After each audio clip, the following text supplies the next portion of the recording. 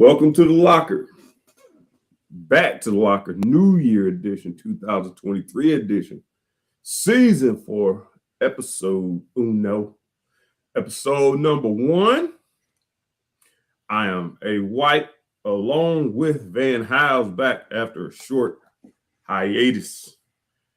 Holiday season hiatus. Where do we start? How was the holiday, first of all? The holidays and such. Man, it was good, man. Good as always. Get to see family. My kids are getting to the age where, Christmas isn't, the same Christmas anymore. Right. So that's different.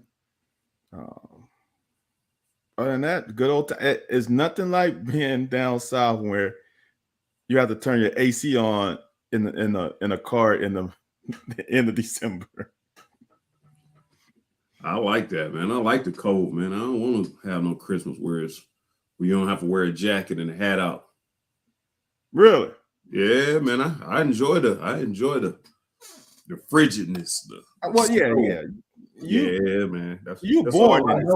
Huh? I was about to say you were born there. I was born in this. Right. Then I went up and got cold. I like this more than the cold. It's funny. Well, not funny, but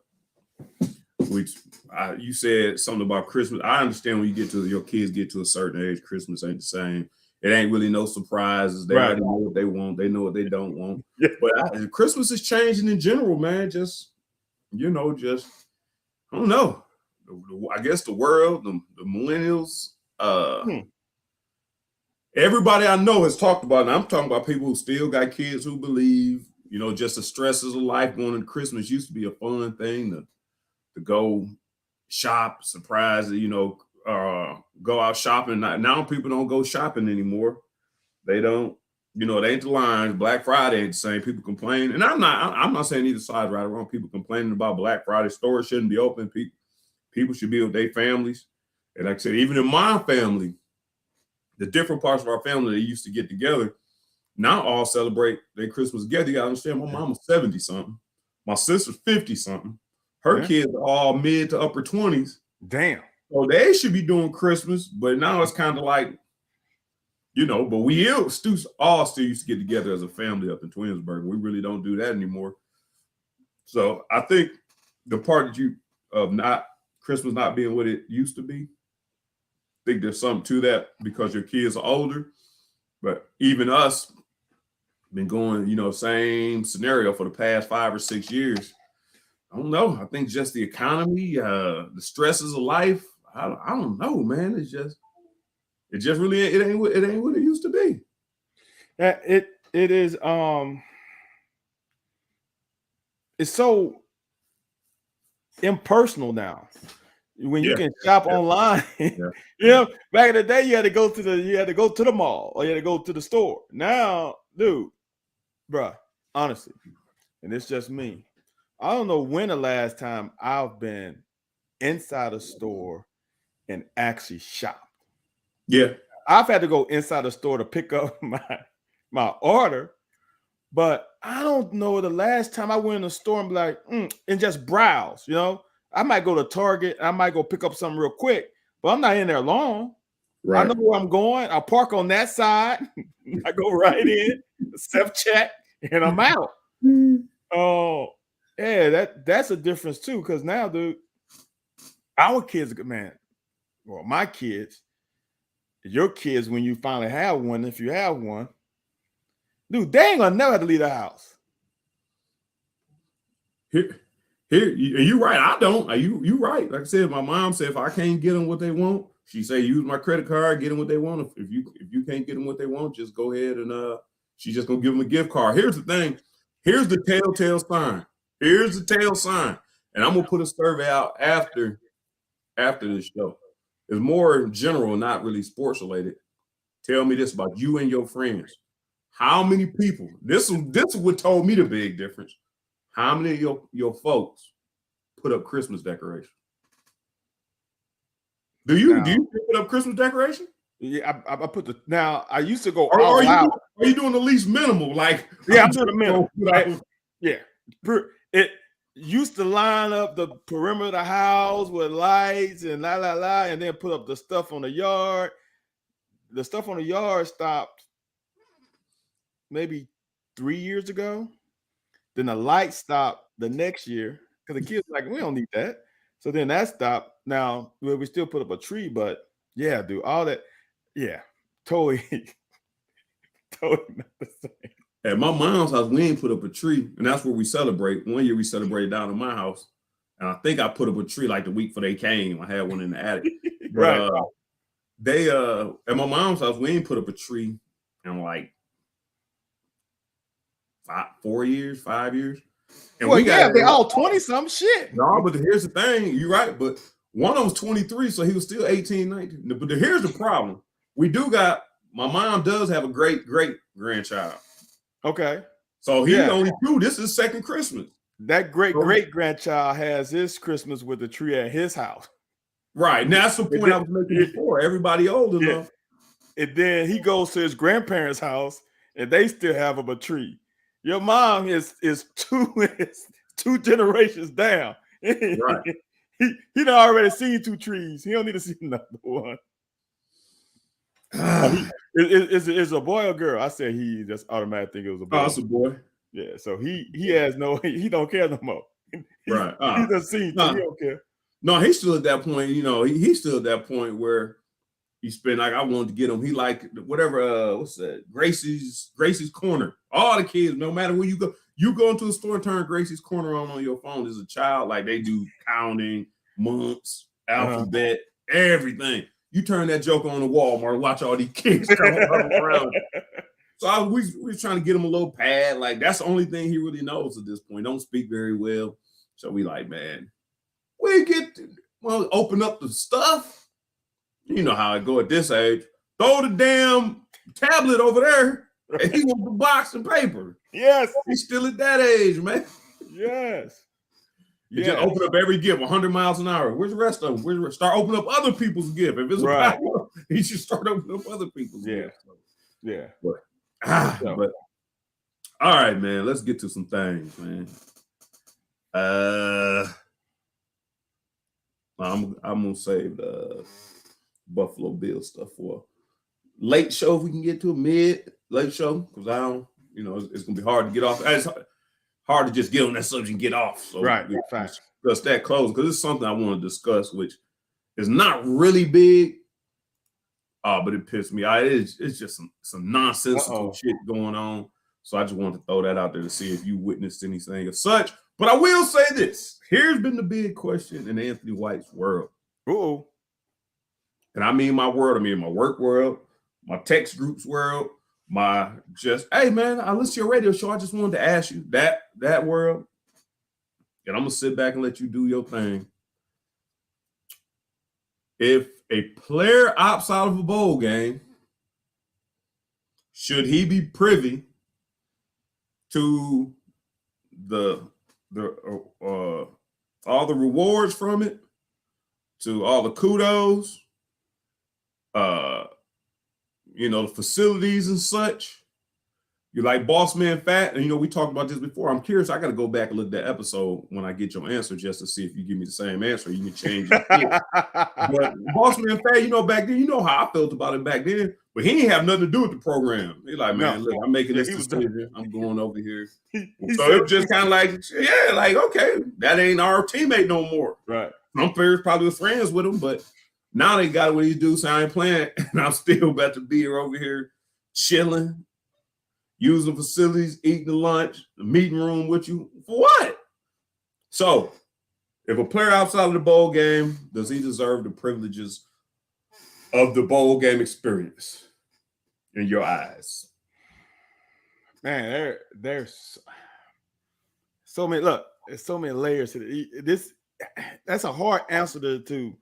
That's a hard question to answer just off surface. It's like, I don't know. You remember when Jimmy Johnson? They had a quote of Jimmy Johnson. He cut a guy for falling asleep in his meeting, and the reporter said, "If Troy Aikman would have fell asleep, would you have cut him?" He said, "No, I would have woke his ass up." And then I think Coach O tweeted this today. Bum Phillips, when he was with the Oilers, Earl Campbell didn't pass his running test. Yeah. I think it was a mile. Yeah. So they asked Bum what he's gonna do. And Bum's like, if I have third in a mile, I'll sub him out. So it's kind of, it depends on who the fuck it is. You know what I'm saying? I mean, quite honestly, without Will and without C-Rod, we're not in this bowl game. I mean, I think the bowl game proved if we didn't have them two, where we would be, right? If we didn't have Will and C-Rod, would we win 5 games? Well, would we win 4 games? I mean, how many games would we win? I don't think we beat Northern Illinois. Let's get to it. I got a question, my friend. I'm glad you said that. This is why our show is so good. Man, call your friends, tell them to tune in. Because this show about to get good. I agree with everything Van said, but this is why we got the damn show. For all the answers he got, I got the questions. Yep. So it depends on who the player is. Yeah. I don't know if you listen to Sunday Morning. I know you selected when you listen to it, depending on certain things, certain different things. Yeah. Sunday Morning, this came up. Straight from the horse's mouth. Will Levis said, "Ooh, he would have played in the he was waiting to see what bowl game we played in. If it was a better bowl game, he would have played." Van Hiles, you just told me we wouldn't have been in the position we were in without C-Rod or Will Levis. We were in the position we were in because of C-Rod and Will Levis. They were part of the team. Yeah. So if we would have been in a better motherfucker, you'd have started court. And let me ask you this: even when you said that about C-Rod, and I this ain't no bad session. I'm just giving you these things to think about when you made your statement. Will said he would have played if it was a better game. Will, you fucked up in the Ole Miss game. You played against Vandy. You were on the field against Vandy. My thing is, you know what our record was with C-Rod available? It wasn't good. It would have been. I don't think it was 500. Wasn't we 4-0 before 3-4? Yeah, 3-4 maybe. No. C-Rod came after the Ole Miss game. And after the Ole Miss game, we were 3-1, right? Okay. Right? Was it after Ole Miss game? Yeah, he came after the Ole Miss game. We only played one SEC game without him. No, we only played one SEC game without him. Yeah, the Ole Miss game.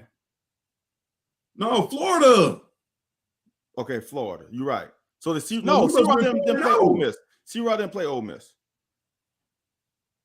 Because if we would have had C-Rod Ole Miss, that would have been a different game. All together. Remember, Smoke started and he missed that damn wide open screen pass. Oh, I agree with that. I agree.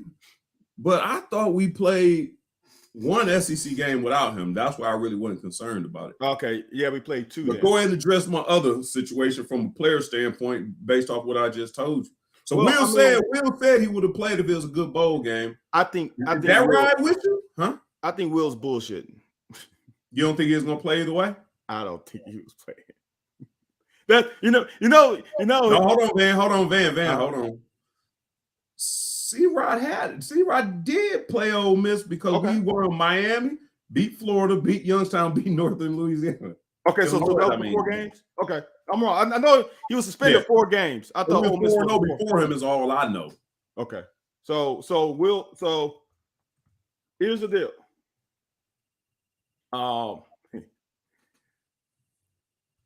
Will wasn't playing regardless because I'm gonna say this: Will won't play again until he gets to the NFL. You don't think he played an All-Star game? Hell no. Really? He will go practice, but he ain't gonna play. Really? I guarantee. I can't guarantee. In my eyes, if I was in his shoes, I wouldn't fucking play a down. Dude, I am slated as the second or third best quarterback on everybody's board. Some people have him as the first quarterback. He ain't got shit to prove. He's hurt. He's not 100%. Why would I subject myself to more scrutiny? Because they're going to scrutinize the film I got already. Why put one more piece of film on, and I'm already top 3 quarterback. There's no way I would You put think that's myself gonna in that stand? position. You think that's gonna stand? Top 3 Yeah, quarterback? they ain't, dude. Number 4 is Anthony Richardson. He ain't climbing nowhere. He ain't going nowhere. There ain't nobody else in that draft that would jump to. Now, what could happen is, and what would be better for Will, thinking long term, is to fall. Yeah. I mean, honestly, we have seen Tim Couch go to fucking Cleveland and have nothing around him, and the offensive line was getting his ass beat up. He did get him to the playoffs one year, though. Huh? He did get him to the playoffs one year. Oh, I'm just saying. But he was beat up in the fucking playoffs. Oh, yeah. You don't want that. Yeah, you don't want that. So, for me, pull the Aaron Rodgers. It sucks to be in a green room forever, but you go to a better team. So, I don't think it's worth him going into any stadium and playing a game. It's not worth it. Because he's hurt. If he wasn't hurt, then he should play. How hurt do you think he is? Dude, I've heard he's been hurt the whole season. Oh. Now, obviously, hold on, Van. Hold on. Honestly, because I'm here in town, whether you know it or whether you know it or not, I got people that deal in the media side of UK sports, and I got people who deal on the coaching side. I'm not saying that ain't the case. I'm not saying that, but I need to ask you this, because people keep giving this motherfucking mulligans, man. And I'm not mad. I want any UK player to get to the top. I told you, I was mad at Boss Man on here for the way he went about things. At least Will went about him a little bit differently. Here's the thing, man. You just said he's hurt. Man, he's hurt all season. Name me the last quarterback that they didn't finish the season and say he was hurt the last half of the season. Name me one. Hold on. Name me one. And don't give no motherfucking mulligans. No, name me one. Name me one. We can't say that because he played the whole fucking season. No, we knew Steven Johnson was hurt the whole season. There's a lot of people that hurt. I'm telling you, whatever his injury. Oh, come on, man. No, but what I'm saying, Anthony, what I'm saying is that Jeff Snedeker played with one arm, dude. I'm not saying, but he played. If Billy Jack Aston played with one arm, you would have an argument if he didn't play. So I wouldn't want his ass to play. I wouldn't want his ass to play against Vandy or Louisville if you weren't good. If you weren't 100%, I don't want to lose no game with you being 25%. This is different. What I'm saying is this. This is what I'm saying is our own Carrie from Girls Beer Sports said that she heard he had a hamstring at the beginning of the season. We both trust Carrie. I don't know, but I've heard from other people that he was hurt and he's really hurt. What I'm saying is this is the difference between Will at the end of the season. Will is a fucking first-round draft pick. Steven Johnson wasn't a first-round draft pick. Terry Wilson wasn't a first-round draft pick. All these other people weren't first-round draft picks. You protect yourself in your assets so you keep that first-round draft pick. If Will wasn't a first-round draft pick, yeah, he's a fifth-rounder, he probably would have played. If he's undrafted free agent, he probably would have played. But since he is locked in as a first-round draft pick, I'm not playing. I'm just playing devil's advocate because these are the questions everybody asks me in the street.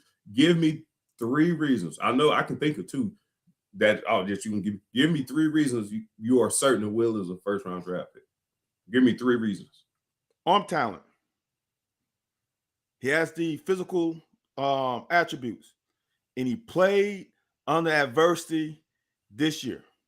Will is a first-round draft pick because he has arm talent and physical traits that you can't coach. Josh Allen for Buffalo. I said 3. Quit. Man, that's the first thing out your motherfucking mouth, man. Whoa, I was the first. I was the first to say it. Did it help? Did it help me out? Did it help me out what Amp Lee did before I came out? Did it help me out? Anthony, 2 different things. You had a position where it's a dime a dozen to find running back. No, hey. No, I resent that statement. No, not Amp Lee, but running backs. You can find a running back anywhere. Every team, every 80 teams in NCAA has a decent running back. Will has something most quarterbacks don't have. I said 3 things. You stuck on 2, and you ain't getting I the don't third yet. understand. Because Wow. hold on, you already get. Whoa, Can you answer my question first? Yeah. Hold on, be Okay, back and get it later, man. Answer. I said 3. I knew you was good for 2. I knew you was good for 2. I said the 3. What? He Arm has talent, a rifle as his arm. immeasurables. He has physical attributes, and he's going through adversity as a team. He hasn't played on a team. Here's the thing with quarterbacks: either Will Rogers has a system, so system quarterbacks don't do well. Will played in a pro style system, and Will has played with people who are not great. He has played. He had one receiver 1 year, and this year had freshman with a horrible ass offensive line. Everybody else, look at Bryce Young. Bryce Young has everything at his fingertips. CJ Stroud has everything at his fingertips. When they go on the field, and most people say, some people say that Will had a bad OC. So if all the fans are saying the OC sucks and Will overcame the fucking OC, he's gonna be good in the NFL. Hold on, Mr. Geiger chiming in. Mr. Geiger chiming in with a great question. Van, you dance around these questions. I didn't know you danced that well. Next time they look for somebody, an athlete for Dancing with Stars, call Van Hiles. I can get down. Can dance. He can dance. He can cut the rug.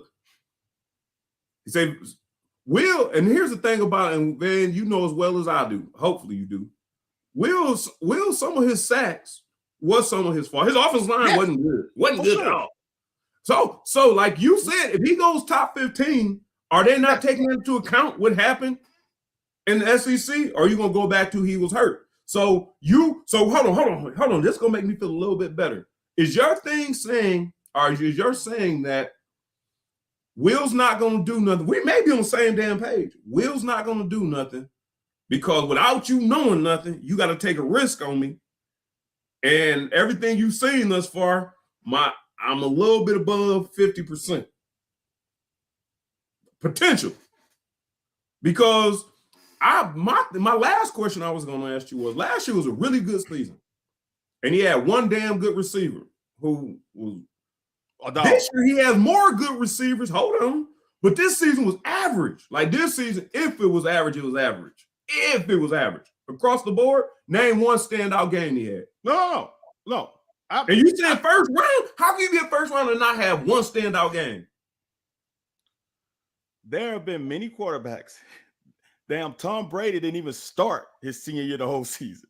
I don't want to just put out, there have been quarterbacks. Tom Brady had this. Dude, you did not. If Tom Brady didn't fucking go to New England Patriots, he wouldn't be Tom Brady.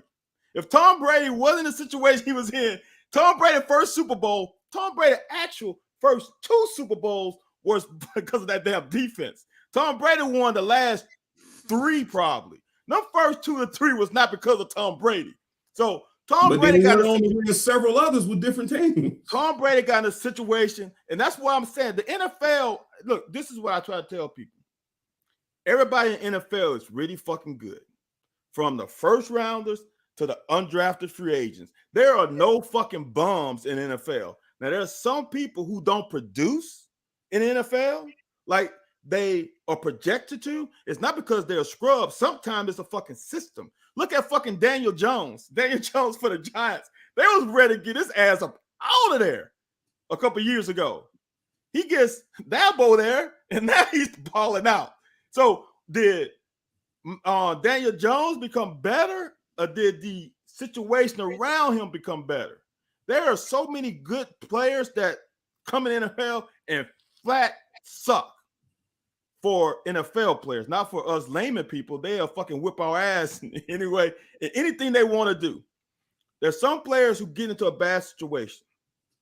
Josh Allen got into a good situation. Sean McDermott and Brian Dable, when he got there, made him who he is. And then he got Diggs there, and he became better. It's all about everybody around you. Everybody in NFL is good. If you can't see the arm talent from Will Levis, I can't sell you on anything. We look at the college angle. Will Rogers is probably one of the better quarterbacks in the SEC. He has no shot in NFL. KJ Jefferson for Arkansas is a really good quarterback in college. He's got no shot in NFL. It's different. The game is different. And here's the thing. Will Levis' processor is slow, right? Right. Very slow. Right. Okay. We both know in NFL, there's some slow processing quarterbacks. But when you got a dude at number one, you ain't got to process. You wait for number one to get the fuck open. You ain't looking for nobody else. You and waiting for him to get open because he's paid millions of dollars to get open. And sometimes Stephon Diggs with the Buffalo Bills, watch what Josh Allen does. When Diggs first got there, Josh Allen was Diggs. How much keep adding people to, like, because this person, we don't do that on this show. Because this guy was this guy was this. Dude, here's one thing I know about Josh Allen. Josh Allen is running the ball in preseason, in the preseason game, ducking his shoulders. Like, dude, like he running the ball down by 20. Fact. Like, dudes, you a stupid ass. Stop doing that. And Josh Allen is a dude. Here's one thing I do want to put in all this that you're saying. Do you remember my biggest gripe was in the beginning of the season, end of last season, beginning of the season, what Will is? Not biggest gripe, but what I feel like his biggest issue was accuracy. To two things was reading, and they might go hand in hand. Yeah. So you think in NFL, the range of the backers, we're gonna keep two safety. Only thing you are right. He has a damn cannon. If any receiver get even, they leave it. Right. But if you keep two safeties back and I'm telling you, if I coached against them, I'm getting my backers depth, bring some pressure. I might bring one or two off the edge just to get out his hands early. And you don't even have to get the ball. His intermediate timing routes, zero. So I'm keeping him over the top. We taking his cannon away from him. Now it got to be this. Now it got to be this in accuracy. And I don't think that's his strong point. I'm gonna keep it this simple then. We can go back and forth with this, and people can say because college fucking stats don't mean a damn thing in NFL. It doesn't. Todd Detmer had the college record for passing yards and was horrible in the NFL. So what y'all see on the college game, the NFL's game is different. Hash marks are different. It's a totally different game.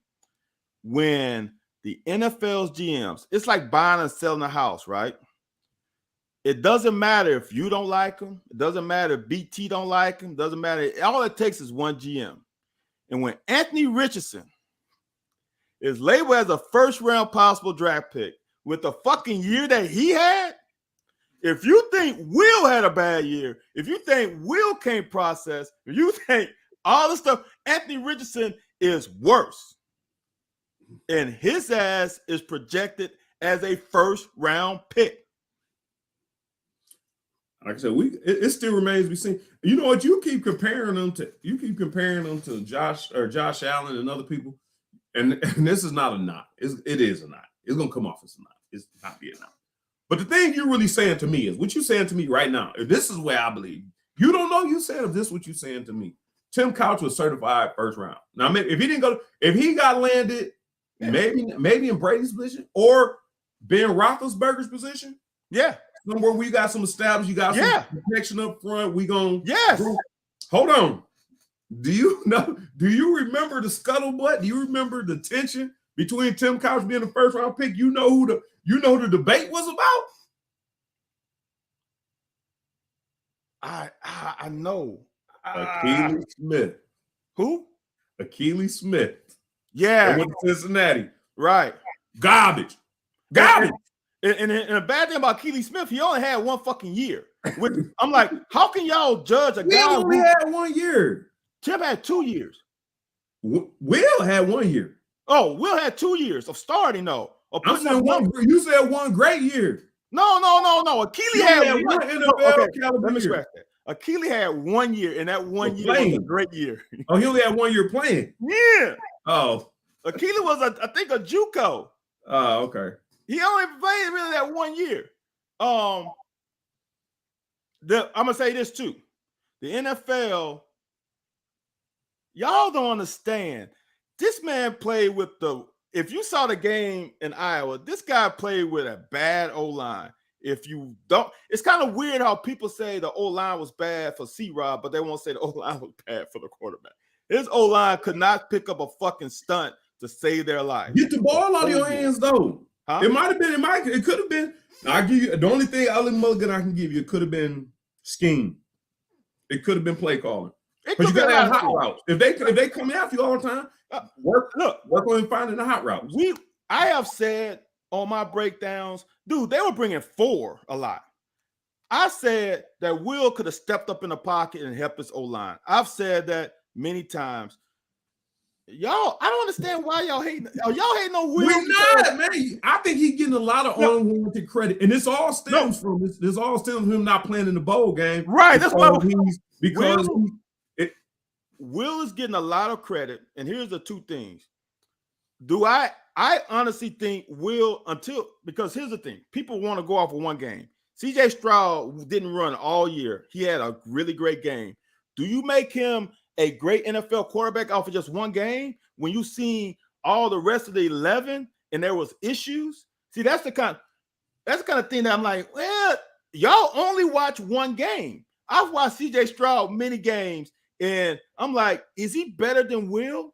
I'm not sure. This game, he was better than Will, and it wasn't even close. But there were games I'm like, I'm not sure. Because here's what I say. Here's the thing.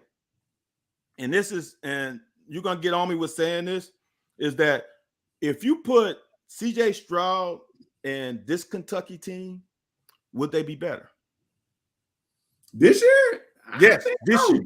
I think so. And hold on, the mulligan I give you is they didn't allow Will to run this year. If Will could run, right, change things. We may have converted. Okay, I don't know. We don't know. I don't know. But I'm saying that's what he would have done. He wouldn't have stayed in the pocket taking that ass whooping. At Ohio State, they wasn't giving him ass whooping in the pocket. Right. He was in the pocket. That's here's the thing. If Bryce Young was in this system with Kentucky, and I'm sorry, I think Barry Brown is going to be a good receiver. I know Dane Key is going to, because he just does things right. Watch that damn Iowa game. Barry Brown did not play his best. Iowa DBs got into his ass and got into his head the whole game. And he didn't play well. You was relying on 2 freshmen. And if you say you got a bad OC, you was relying on 2 freshmen and a bad OC and a bad offensive line. I'm trying to wonder why can't you see him talent-wise as a first-round pick when he has talent that a lot of guys coming out don't have? Every quarterback has negative. Bryce Young is fucking short as hell. I don't know. They showed a picture with Bryce Young with a high school quarterback. He looked like a damn midget. Bryce Young is not only is he short, he's slight. That's a negative. Yeah. Will is what, 6'3", stacked. That's a positive with a rifle. Now, here's the thing. This is like when all of us get a job, right? We learn all this shit in college, but when X company hires us, X company teaches us their mechanism and protocol. It ain't got nothing to do with the fucking thing that you learn in college. They're going to teach you their way. I need that. What a GM says is, I see enough tools and I got the coaches and the resources to teach him my way, and I'm going to get him where he needs to get to. That's the difference. It ain't got nothing to do with this college shit, because there's a lot of quarterbacks that are very good in college because of a system, and they can't get to the next level because they ain't got it. Danny Warfel fucking killed us in the early 90s. Danny Warfel was a horrible ass pro quarterback because he couldn't throw farther than my 13-year-old daughter.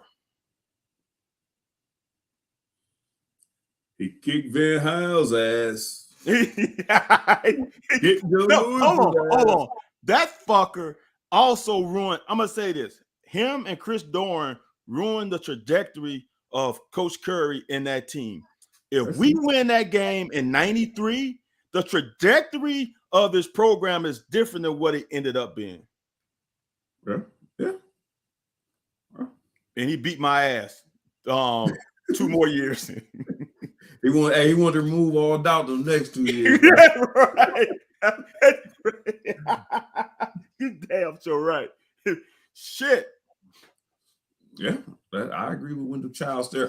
So the conclusion on this whole thing was this: if you got C-Rod, I don't know what C-Rod's situation was. Like, you only played 8 of the games. C-Rod needs to play, dude. C-Rod needs more film. Yeah, I don't think he didn't play because of not film. I don't know why he didn't play. Here's the thing, though. When everybody's saying, here's the thing, man. You as a player, you played it in one bowl game, I guess. Yeah. And I don't know. And Bill Curry's preparation was different than a lot of other people. When I played in mine, we ain't had no curfew. Just make sure you didn't get hurt and you better perform in practice tomorrow. No. So if somebody outside of the bowl game, say, I'm gonna go say I can't use nobody because I know everybody, the people.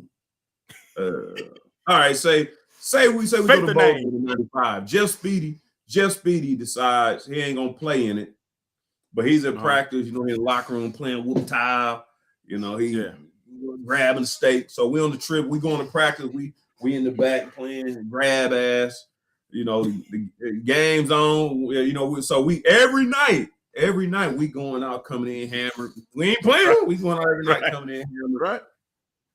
And here's the thing: everybody's saying, well, they helped you get to that point. That is true.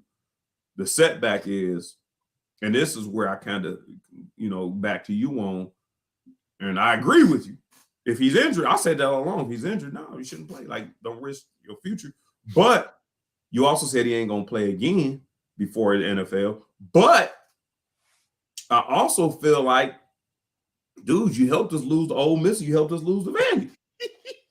So otherwise, 9-3, and you said you was gonna play, but now you're not gonna play. You like, man, this wasn't good enough, so I'm not gonna play. Does that as a teammate not tell you them comments? Does that not? Why is it so funny now? I said this earlier. You said you helped us lose those games.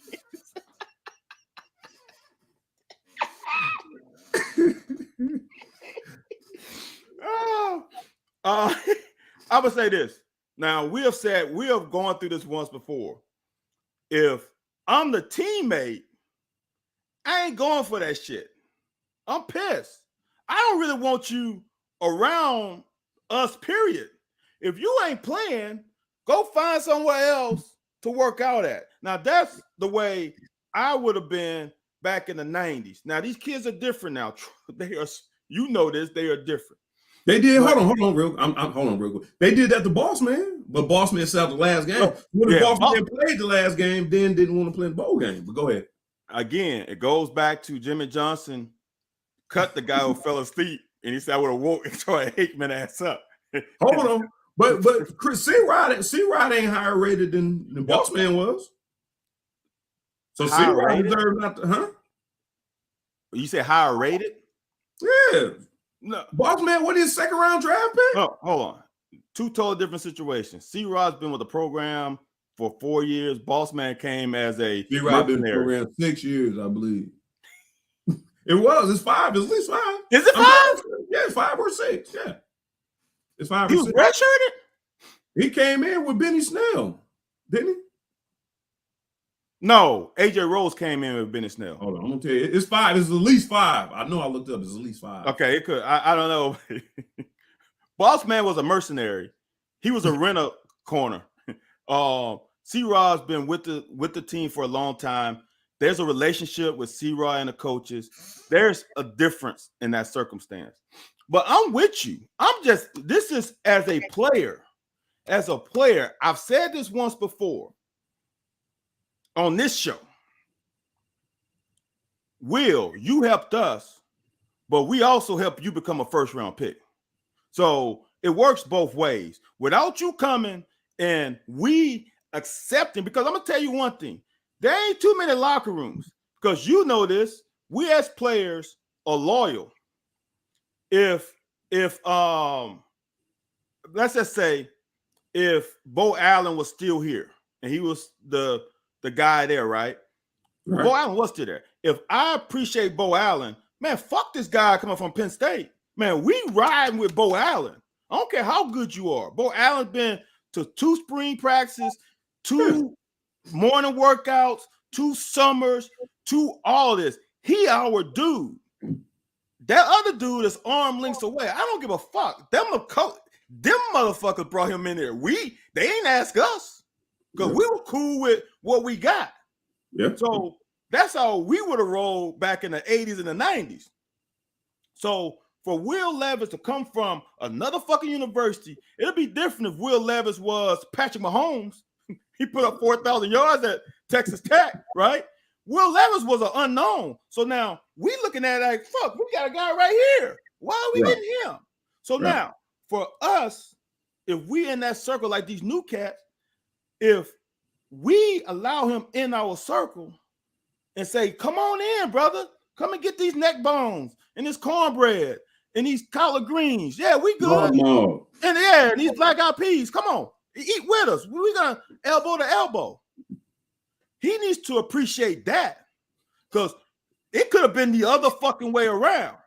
But so if that's the case, you fucking kind of owe me. Because that's the point I've been fucking making. That's what, but we talking about as players. You fucking owe me.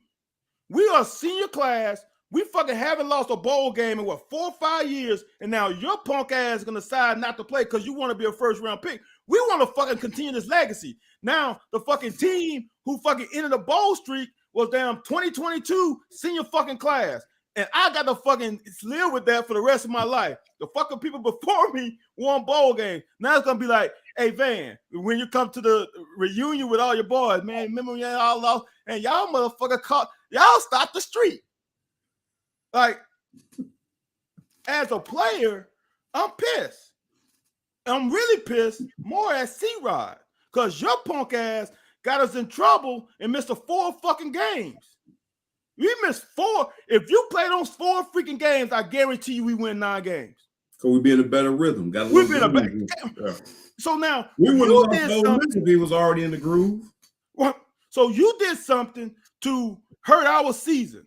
You did something selfishly to hurt my fucking senior year because you fucking decided to do something and now you missed 4 fucking games for bullshit. I'm pissed. But me as a parent,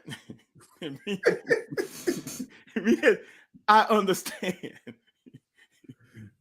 I ain't saying you should have killed it. Right. Shit. Yeah, I mean, here's the last thing before we move on to the next thing about this because it's all kind of intertwined. And this is what we got off the show on Sunday talking about.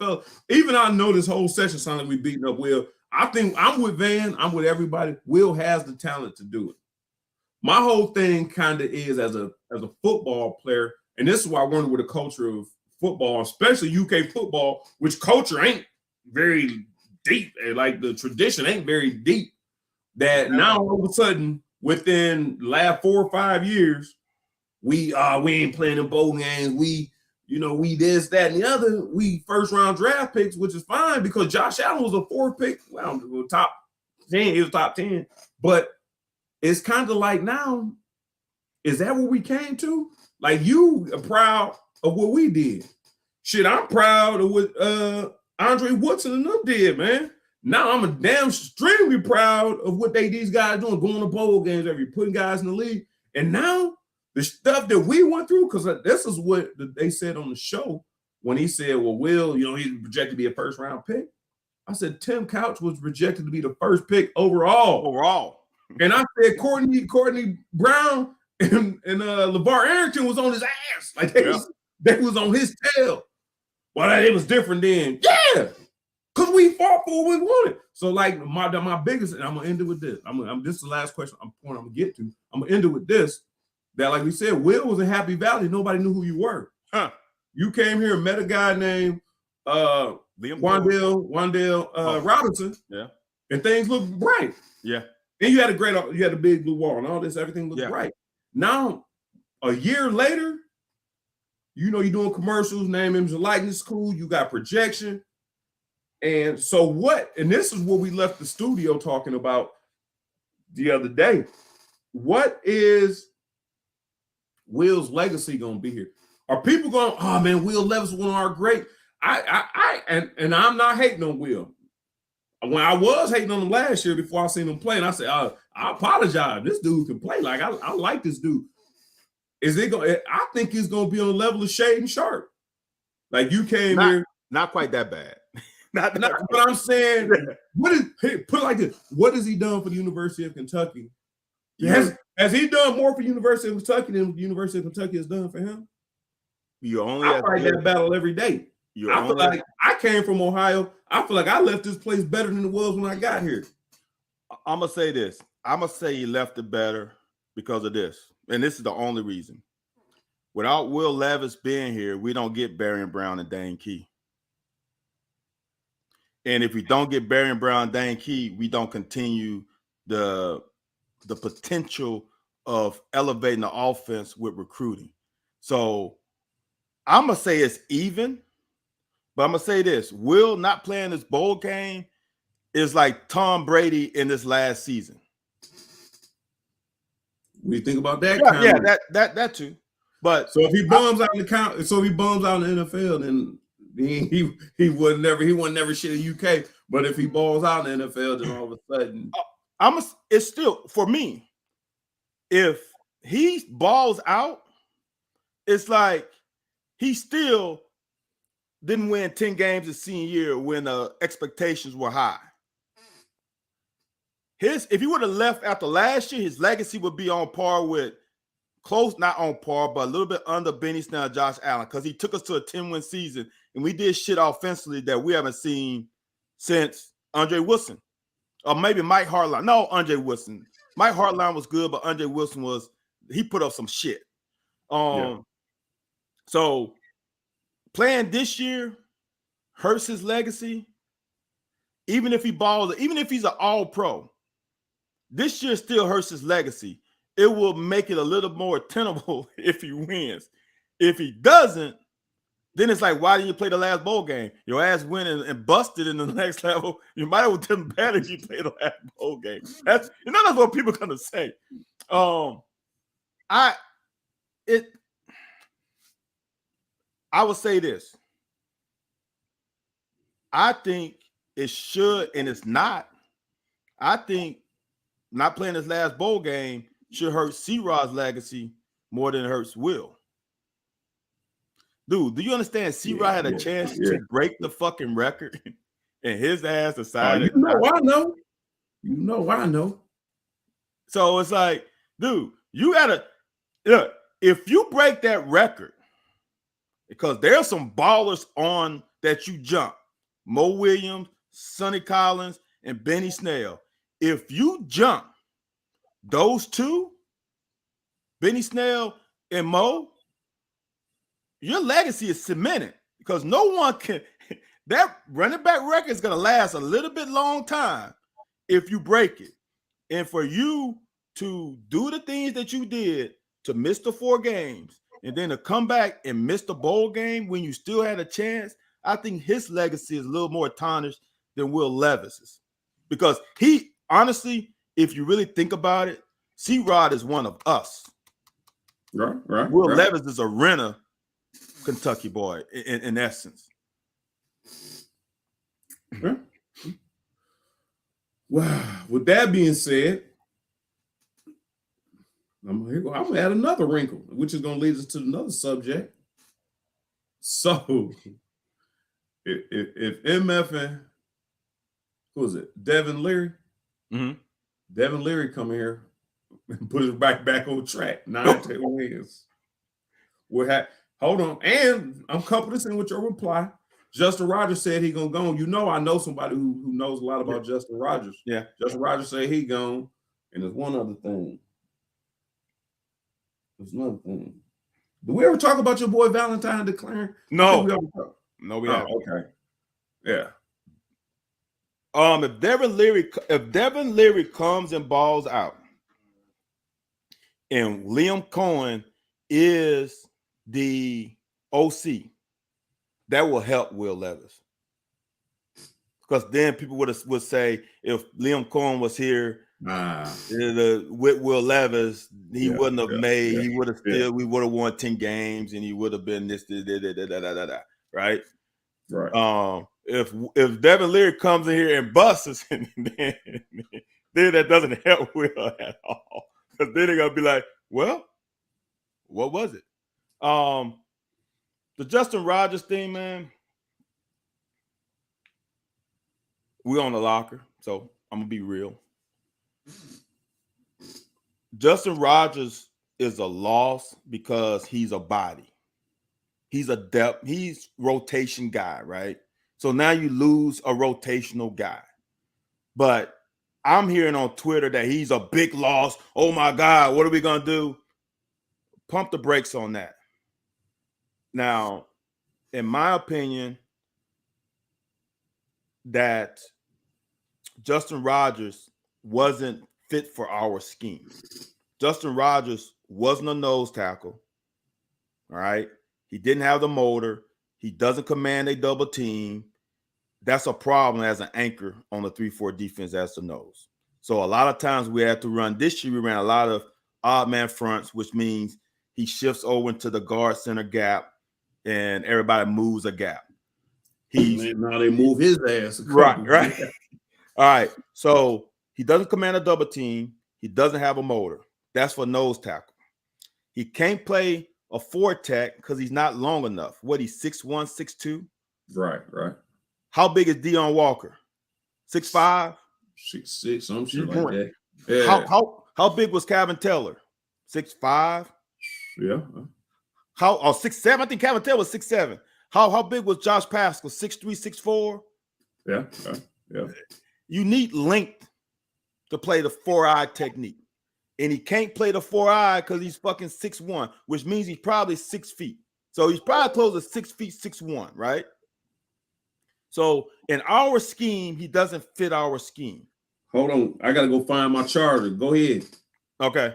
Tell me. I thought I had enough battery. So if that's the case, if he can't fit our scheme, and we got to make an adaptation to allow him to play, there's no loss there. The loss is we lose depth. But if Hayes gets off of his ass, and if Hayes is lucky that I'm not close to Lexington, because I am a Mississippi boy. I was born in Mississippi. He needs to get his ass off of what he's on. And Dinkins has played well enough this year that we're fine at nose. It would have been nice to have an additional guy, and we can always get somebody. That portal is always open. It would be nice to get someone in the portal to add to depth, to push, because I'm not sure what happened to Josiah, but he needs to become the Josiah that I heard from my people that I trust in Mississippi, that he was a dog. And he hasn't been a dog since he's been here. And that's a problem for me. But Justin Rogers doesn't fit our scheme. That doesn't mean he can't go to another team that plays a traditional 4-3 where he can potentially play a 1 tech. I don't think he's a 3 tech even, but he can play a 1 tech, and then he's not responsible for commanding a double team and holding off a double team and being an anchor so that guard can't chip off him and get to the linebacker. People don't understand how good Bohanna was. People don't understand how good Q was. And people don't understand how good Bully was his last year. Not the previous years. His last year, he was a problem until he got hurt. Bully was a problem. Justin Rogers wasn't a problem. It's not that he sucks. It's not that, oh my God, he's the worst. No, it's not that. He just wasn't a problem. And we need somebody in the most important position in the 3-4 defense is the nose tackle. Period. He sets the table for everybody else. He's not going to, his stat line is going to be horrible. He's not going to have sacks. He's not going to have TFLs. He's not going to have that many tackles. He's going to be like, what the hell is he there for? But know who's going to give him pats on the back? them two fucking them two inside linebackers that got their feet clean because he's commanding a double team.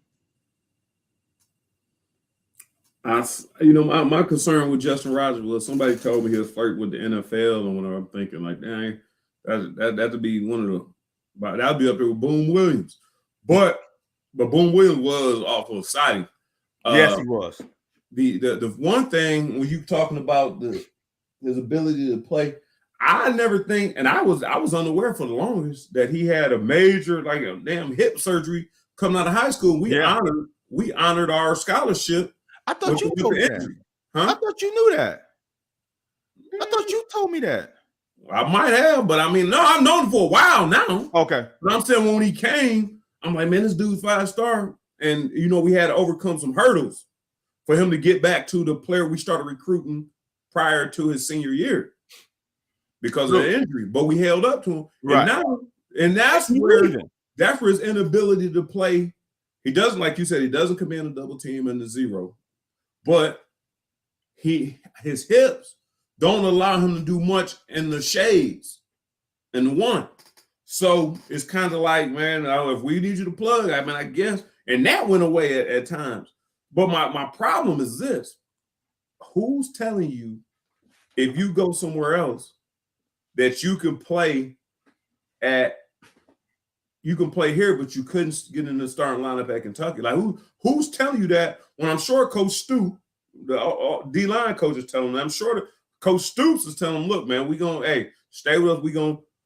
I don't know. Like, maybe he can go to Kent State or Akron or somewhere and ball the hell out, but the stage ain't gonna be as big.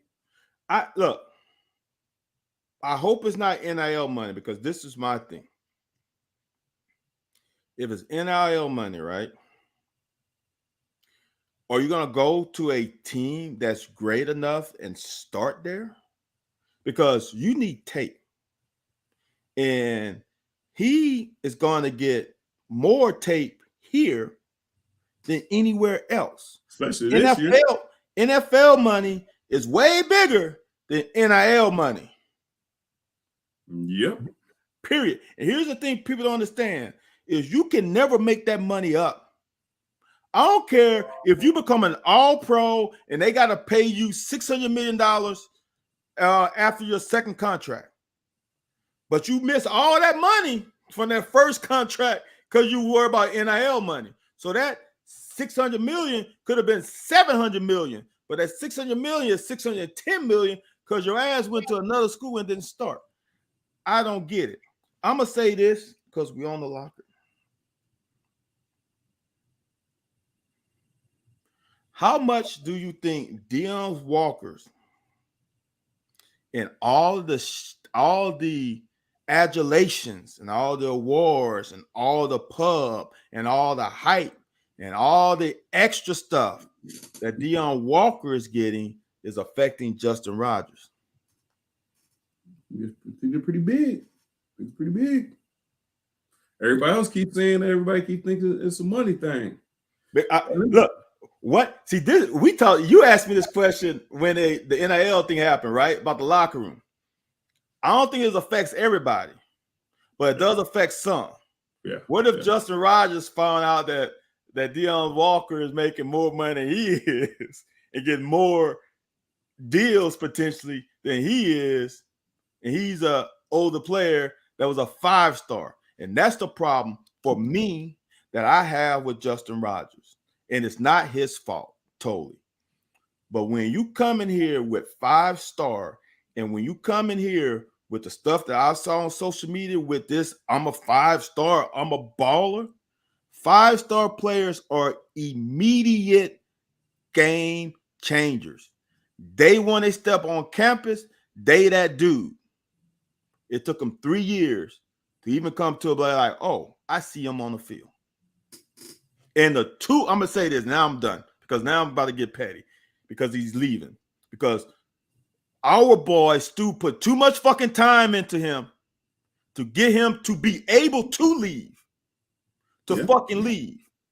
That fucker made 2 good plays that I remember that, no, not just 2 like eye-popping plays. Like, damn, How did that happen? And on both plays, the offensive line didn't fucking touch him. It was like he was invisible when the ball was snapped. He made a great play in this Iowa game on 3rd and short. I don't know what they was doing. They didn't block him. He made a tackle for a loss, and he made another tackle, I think, in Mississippi State. On both of those fucking plays, ain't nobody fucking touch him. Mr. Geiger, you are exactly right. Now, the difference between the offensive tackle and the defensive lineman, usually offensive left tackles take a little bit of time, but what should have happened if he was that dog, you move him down to either guard or you're making a right tackle and let him develop, then you move him back to left tackle. But you're right, even he should have played. You know, one thing that I think is going on now that we never had to deal with because it wasn't allowed, and that's what I was telling you before. I think I told you in our first couple of years of doing this, that is different. Like, you can't push these guys. So, and this is one thing they have a problem with. One thing I heard, because somebody asked about, asked about Chris Vaughn and Aspirations Gym, where Wandale came from and where Goodwin came from. So it's kind of like a pipeline that whatever he did in the gym. So it's kind of a knock on. He get to Kentucky. If we ask you to do some work, i.e. Oxendine, if we ask you to do some work, you got to do some work. When this stuff, here's the thing. Once this starts showing up on the field that you are not producing, now it's coming back on us because we ain't giving you the tools to go out there. Mm-hmm. And then behind closed doors, it ain't the same as what was there behind closed doors. If it's coming back on me because you're not doing what you're supposed to do when you out there, motherfucker, you probably ain't listening to what I'm telling you to do. Because if you wasn't, they would fire the coach. Hence Shaw. Hence quarterback coaches. Yeah. If your players in development, man, we got to get rid of you. And I'm not going to say about the running back room. We did have a lot of running back talent, but I don't know. C-Rod messed up the mix or whatever. Injuries was a big thing. I don't know why they let Settle go. But so it goes back to somebody asked about Chris Vaughn. Yeah, Chris Vaughn's probably mad because Goodwin ain't doing this thing. And like Mr. Geiger said, everything I'm getting from inside was Goodwin came in with all the hype. All we want you to do is X, Y, and Z. Get your weight down. Get your wind up. Get your feet better. And you got to show some progress. No, we don't expect you to come in next week. No, but if we see a little progress, you can beat on field goal block where you ain't doing nothing. But it ain't like you worried about no stunts or nothing. You just. From what I saw, Vaughn did a lot to get that kid ready. The problem is now that's his crutch. Yeah.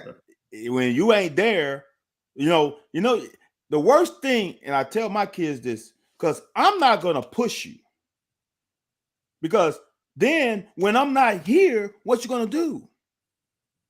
If you're not self-motivated, what's going to happen when you go to XYZ and I'm not in your ear?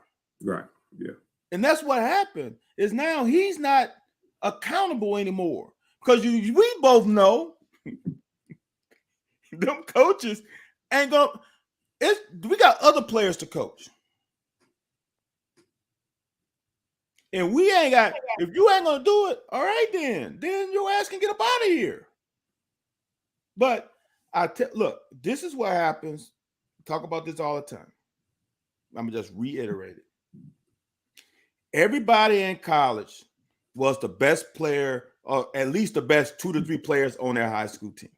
Mm-hmm. Everybody, all 85 scholarship players on a Power 5 school was probably one of the top 3 players every Friday night on the field all the time. You ain't playing high school where you just better than dude over there. You ain't playing where I can play my C game and still whip somebody's ass. Right. Them days are over.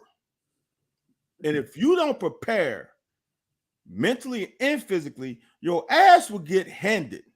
And the other thing is you playing against grown-ass men whose aspirations is to play in the NFL. They ain't letting you take their check. You're gonna have to take it. So when you go out there and the same thing in practice, you plan, as I say, Coach Deuce is recruiting somebody to take your spot every year. Oh, We all know that as players. Right. So therefore, if I'm the starting left tackle, I'm ratcheting it up a little bit now because your ass is coming here. You're a 5-star. It ain't gonna be fucking easy. And I think he thinking, I'm 5-star Goodwin. Everybody's after me. I fucking had a press conference to sign here, and I said no. And people still follow me as I went back home. What are you gonna do, son? Well, blah, blah, blah. What? Woo! Then you didn't sign, and everybody go, yay! After you fucking sign, you are just another fucking number. I know Coach Stoops handled his situation better than most, but honestly, after you sign, you just another one of 85. We can take your ass or leave it. If you ain't there, there's another guy behind you who's chomping at the bit too. Before we move on, almost wind down. Before we move on to wind down, I want to throw this out and tell me what you think about this scenario. I've tried to say it earlier when we were talking about Justin Rogers, and I want to reiterate this, man. If you listen to me on Sunday morning, I'm always for the players. I'm all about the players. Because I know what these players go through. And they make some dumbass decisions. I made a dumbass decision. That's why we keep talking about me not being on the team and 96. I made a dumbass decision.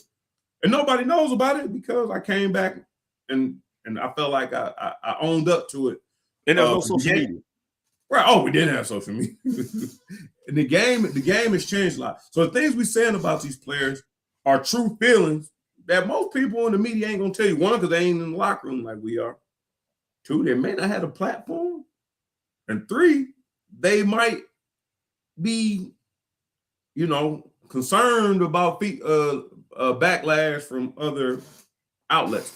But this is what I want to say. So when I bring up these points, these are just these are just thoughts. Like I love Will. I love Will brought us our offense some excitement. Throw the ball deep, man. I'm the first one to say you can throw the ball 90 yards. It's probably only 84, but I say 90 because shit, I feel like fuck it.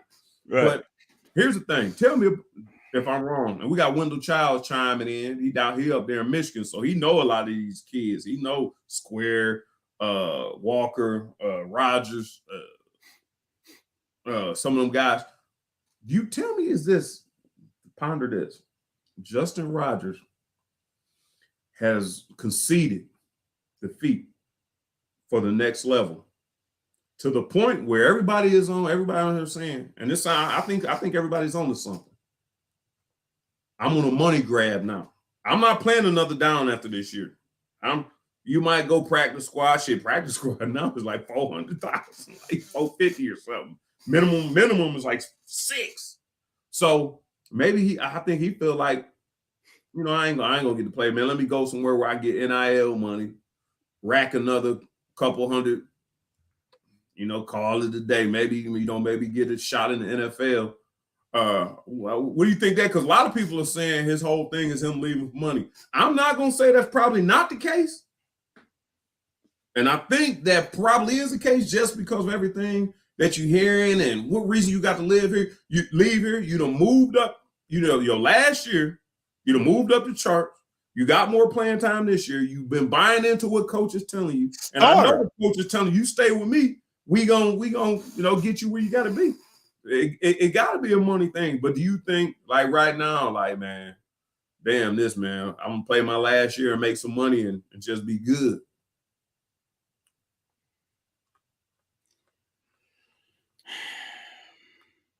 That's interesting, man. Because the more I think about it, that could be the case. But do you really think as a player, you sitting there, maybe I'm wrong. I'm sitting there as a player thinking and knowing how he thinks, I'm sitting there thinking like, I'm not good enough. I'm about to prove these motherfuckers wrong. Like, do you really feel like a kid now is thinking, I better make this money now because I'm not going to make it on the next level? I don't, it could be true. Hold on. I don't think, yeah. If that is the case, I want to prove these MF. Where's you going to prove it if you got a starting spot coming up? So you rather go somewhere else and fight for a spot when you got a starting Right. spot coming up? One of the best defense coordinators in America? That's the bullshit about it. But as I've said before once, many times, some kids don't like going to school. Yeah. Justin Rogers is not making that kind of money. Justin Rogers is not going to make $500,000. Justin Rogers is not going to make $1 million. He ain't that kind of player. Now, can he make 100? Probably at one of these schools who just have so much funds that they can just give away money, right? There are probably. Did I lose? Shit. No, you won't. I can hear you. You probably about to go out, but we can hear you. Can you see me? Nope. But Okay. It's been doing that for a minute. It may go out here. I don't know what the hell. So, he ain't gonna make enough money to make a difference. How much if he can make $50,000 here, is it really worth losing whatever? Okay, losing all this potential for $40,000 or $50,000 or $100,000 when you can play here and start and get more film and possibly get drafted in the 4th round and make plenty of money. But no one knows who is feeding shit into his ear. But I'm gonna just say this: losing Rodgers isn't gonna kill us. We've had bad luck. No, who was our best? Yeah, you're right. Good. Yeah, bad luck with all of them. Yeah. Antonio Hall was one of our top ones. I can't say that was bad luck though. We didn't have bad luck with him. Hey, I think he might be number 3 all time. All schools have. Alabama's had some bad luck with some 5-star. The only difference is Alabama has a room full of 5 stars, and if you fuck up on one, you got another one right behind them. We ain't got that luxury. But here's the one thing we do pretty well. These 4 stars are balling. Walker's balling. Ox was balling before he got hurt. Yeah. Afari's balling or was balling until Jordan Wright and Weaver got healthy. We have done well with 4 stars. Dane Key, Barry, and Brown balling. So some of these 5 stars comes with some baggage that's kind of heavy. Our dude Wendell Childs, his brother is on the staff at really? Texas A&M. He said there's a lot of money being thrown at them NILs. They making more than the assistants. They looking down their nose at the assistants like, everything is big in Texas. Me do what? Right. Gas. But don't think all other colleges have it like Texas A&M does though. Just they are rolling in money. You're rolling in money when you're willing to. They are talking about firing Jimbo Fisher, who's making $9 million a year. They were going to pay him his several hundred millions of dollars to get him out of the facility and then bring another coach in. So that's how much money they got. There's not a lot of institutions that can fire a $9 million a year coach. Speaking of which, man, how you feel about how you feel? Is this a desperation act for Fisher to try to bring your boy yes, Petrino on? Yes, you think it's a desperation act? Is Petrino gonna prosper? Is he gonna flourish? Petrino, one thing Petrino can do is fucking coach. He ain't never had a problem putting up points. Never. His problem was all the other stuff. Oh, okay. Yeah, man. There's no defensive lineman that's not putting up numbers that's making $1 million. Jimbo's buyout is $85 million. 8.5 or 85? 85 million. That's to buy him out, and then you got to pay another coach coming in. Ooh, damn. Right. Yeah. I don't know my last. Oh, okay. So my last subject, so we can get on. When we talk about Valentine. Oh yeah. They did want to know your thoughts on Valentine. Well, They did want to know your thoughts on Valentine. oh, Mr. They Geiger. know yours, but I ain't you to do. Hey, I ain't. I got kicked out of defensive back room. You got kicked out. To be made a running offense back. wanted you back. Huh? No, the offense wanted you back.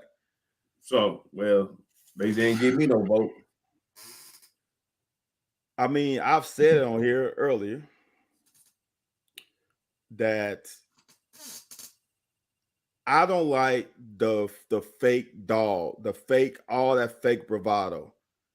I've said it here weeks ago, and I don't think it changed. I'm not saying that he shouldn't leave, because here's the process I always say. Can you improve your stock if you come back? I'm not sure Valentine could improve his stock with the way he played and the attitude that he played with. So for me, could he have improved his stock? I don't think so, because I don't think he sees the error in his ways. And it's not always playing. It's the other shit. It's the shit where, I'm sorry, and I tell my DBs this. It's unfortunate that we are put in a situation where we can't fuck up. DBs can't fuck up, because if we fuck up, it's touchdown. If a linebacker fucks up, guess who has a chance to correct his wrong? It's a DB. If an outside linebacker doesn't get in his drop, guess who has a chance to correct his wrong? A DB. When a defensive lineman isn't in his gap and they run straight up the middle A gap, who has a chance to correct this wrong? It's the linebackers and then the DBs. That's just how it is. And he took it upon himself about that middle of the season to start doing stuff for himself, to start trying to force things, to try to get plays where plays wasn't made. Dude, I think I made 2 or 3 interceptions, but a quarterback threw it to me. I didn't do anything special. I didn't break on the ball great. I didn't do anything. I was where I was supposed to be. And a quarterback overthrew a guy, and hey, I'll take that, right? Be where you're supposed to be and stop being selfish, trying to do things outside the framework of the system. And he did that countless times. That Vandy game was, I mean, and even in the fucking Louisville game, the one where they scored a touchdown, that's on him. He's breaking on a double move. Why? Look at down and distance. Look at situation. There are some, you play too many plays. You can't go for an interception in all 70 plays. You pick your, just like in basketball, you pick your fucking spots. If it's third down, they come out in the formations, 3rd and 8, and you do your fucking film study, and you know 100% of the time when they come out in this formation, they fucking do this. That's when you go get one. When you know without a shadow of a doubt what the fuck they about to run. And when you go there, you can't guess, you anticipate. I know they're going to run a hitch. Well, I'm in cover 3. I'm supposed to play deep as the deepest. Oh, the back goes away. Oh, they about to run this hitch. Then you go get it.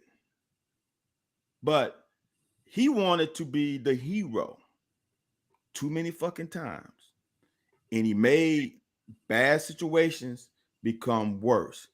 And the worst thing about it is, how many interceptions has he had in his career when he's trying to get interceptions?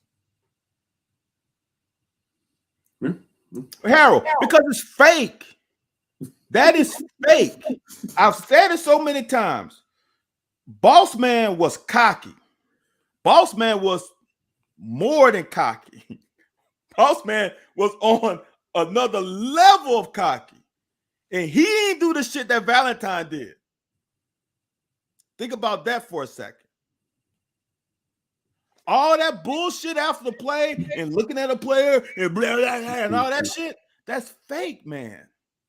That's fake. Okay. Okay, old Van get no shout out, man. He wants some personal one-on-one attention. Oh, I'm not. Some personal one-on-one Look, attention. man. Go ahead. I appreciate that, Mr. Geiger, though. Lake Dog want to know. So nose guard, they have specified, or they typically get somebody that can do a little bit of both. On average NFL, who makes more? But honestly, I wouldn't want to be a nose guard because there's not that many teams that run the 3-4. There are more teams that run 4-3. So you're really, honestly, you're limiting your potential if you can only play nose, because I don't know what, there's 32 teams, that might be 10 teams, maybe less than that run a 3-4. So now of all the other teams that run, and then the other thing is when you run a 4-3, you can be a 1 or a 3 tech. So you can kind of, there's 2 guys instead of 1. So you kind of double your chances. I don't think a nose makes as much as a 3 tech. A 3 tech normally is your Aaron Donald. Think of that. Who's going to get sacks?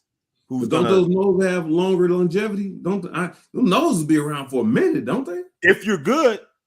Yeah, because they ain't that many of them. Yeah. But he ain't that nose, though. He ain't that. He ain't. No, he's just asking, I guess. Oh, I would say this. If you're a good nose, I mean, if you're a good lineman, you'll stick around. I think they're trying to move Walker to the nose once they slam him down, because they want him to. The problem with Rodgers was he'd engaged for a while. He was taking a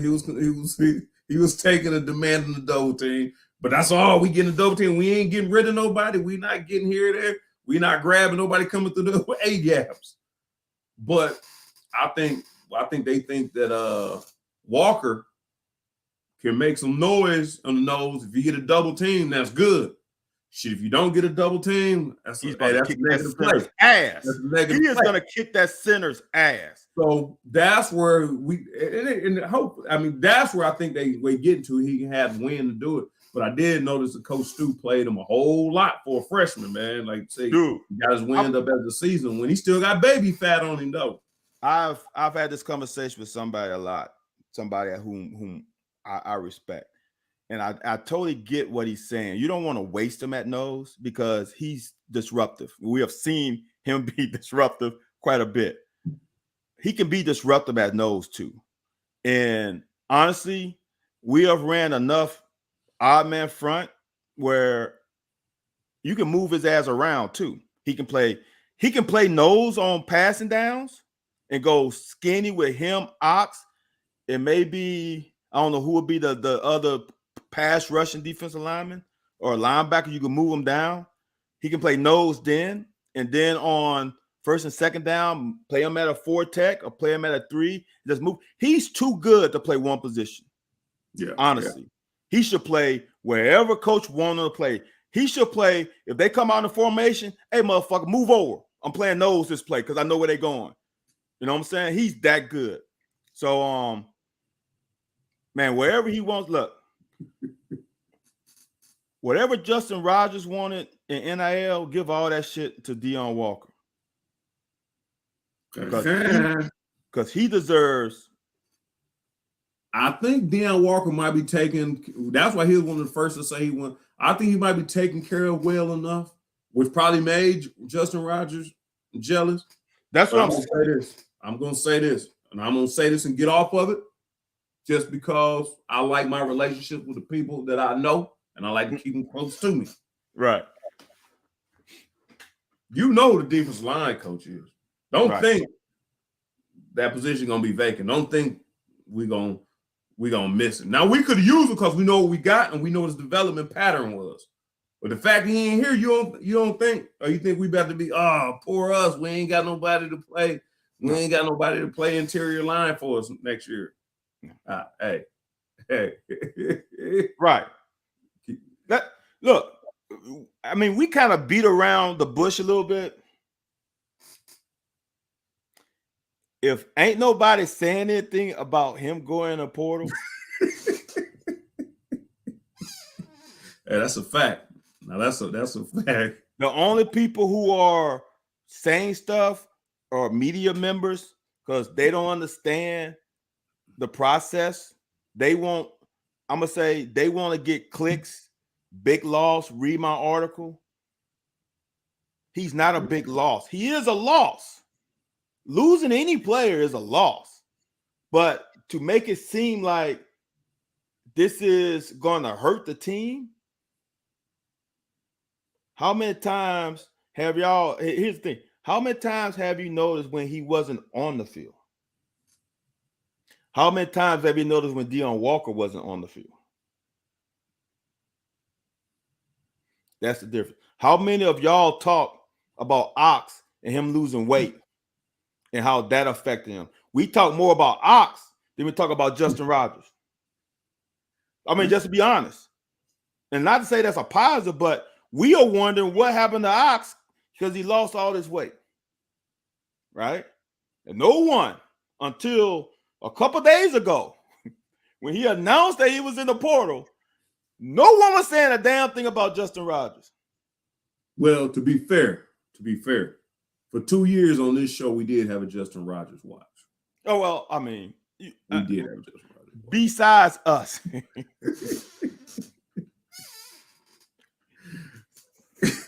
Man, hey, what was see you? Now, BT Mac did come up with a point, and this is just being petty, but I do feel like this just to make it to the next level.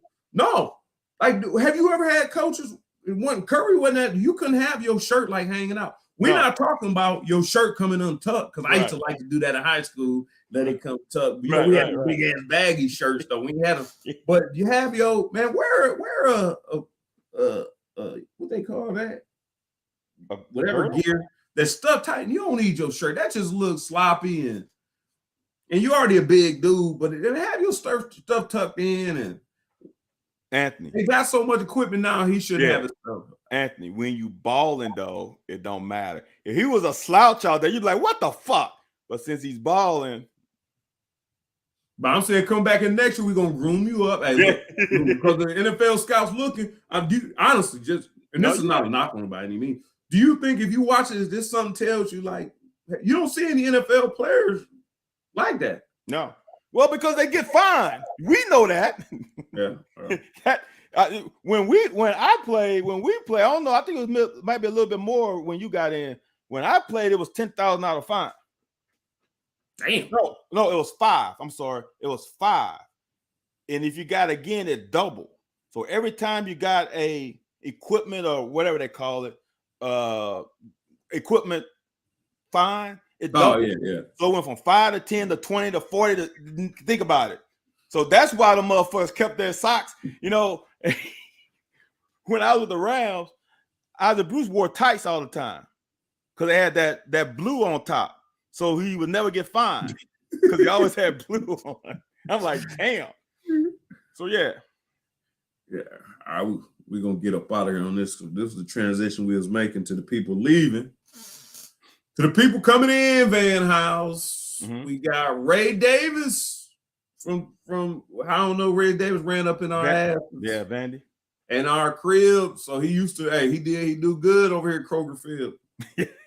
So we decided, hey man, you come back home, but and Devin Leary, what type of impact we talking about? Will Levis, is this Will Levis and Wan'Dale Robinson type impact? I think it does because Ray Davis was one of 4 SEC running backs with 1,000 yards. Any fucking played at Vandy. Think about that. He was one of 4. Any played at Vandy. I didn't watch all of Vandy games. I only watched 2. I watched our game and the game they played before us. So that's all I know about him. He is C-Rod. I mean, you getting C-Rod part Duke. And if y'all like C-Rod, y'all gonna like him. My thing is, if we get Wilcox from high school, go watch his film, bro. He that dude. He's out of Georgia. Out of Georgia. He dude. I know too. I'm winking with you. Hey, that MFer can go. All right. And then you add him with this is what I said this on my show. Barry and Brown needs to get with Dane Key and they need to work together. And Dane Key needs to get all his between the ear information to Barry and Brown to help him understand how to be a receiver. Barry and Brown wasn't a receiver in high school.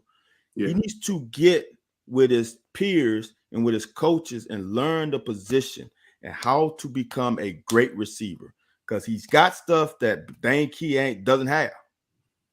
And if he hones his craft, he can be deadly. And then we get Liam here with a damn good quarterback. And when we get another offensive lineman, the offensive line will be set. We get a bruising running back. We get Wilcox that can be a bruiser and hit a home run. This offense is going to be very good because the defense, we already know what they're going to be. They ain't losing nobody. I mean, they're losing somebody, but they're not. That unit is. They got a lot of guys who got a lot of reps in. Right. Their linebacking core was nice, but they had guys behind them that got a lot of reps in. I'm going to say this, and Kendrick isn't here tonight, I don't think. But when I'm wrong, and I will admit to being wrong.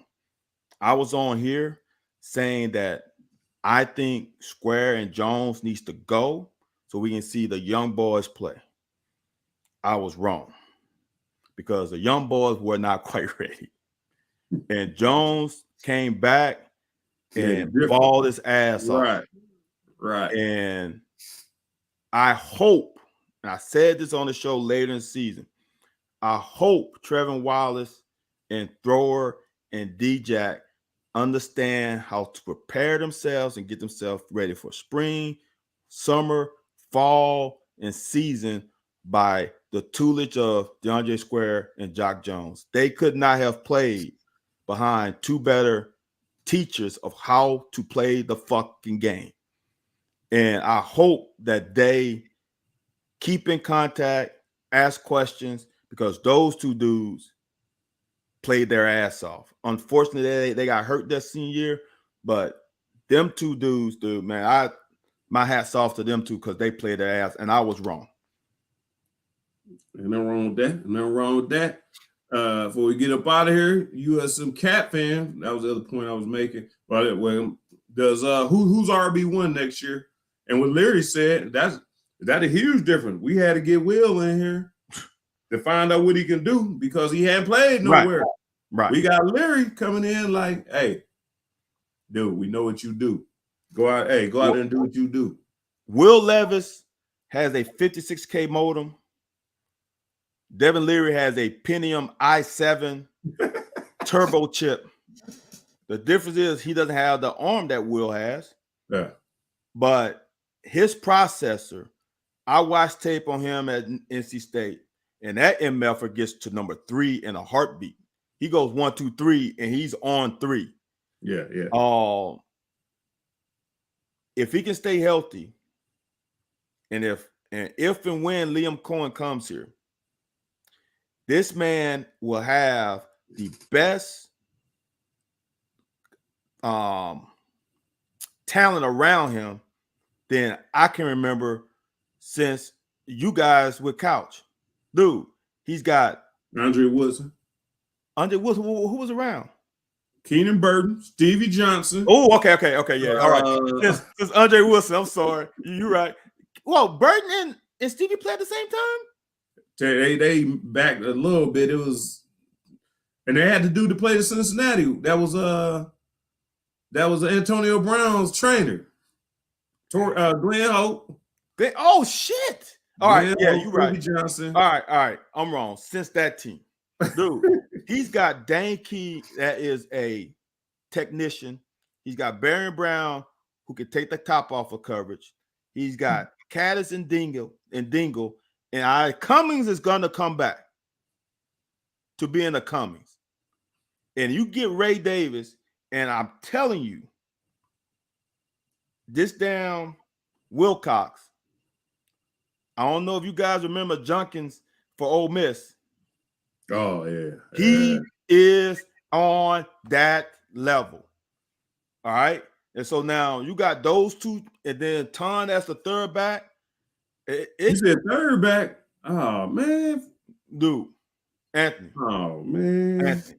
We both like Tom. I'm sorry to hear but that, man. I'm gonna say this. When I saw the film of Wilcox, there's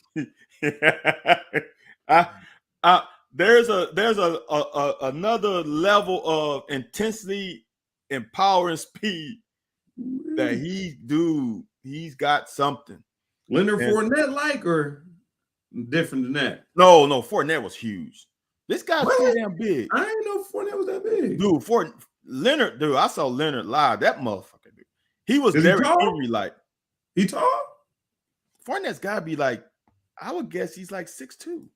Oh, I thought he about 5'9", 5'10". Oh no, he's bigger than that. That's I know. No, he probably got a little more than They got him 6 feet. He looked bigger than that. Oh no, dude. Look, Boom. I'm gonna just tell y'all. My favorite running back was Anthony White. It's a party. Second favorite, 1A, 1B. I'm gonna say both. Him and Mo Williams were my favorites. Boom is next. There's a lot of running backs that I'm leaving off. I know Raphael Little and obviously Benny and C-Rod, but Boom was that dude, man. For me. I don't think people understand some of the runs that Boom had. Boom used to kill Florida. He used to kill Florida.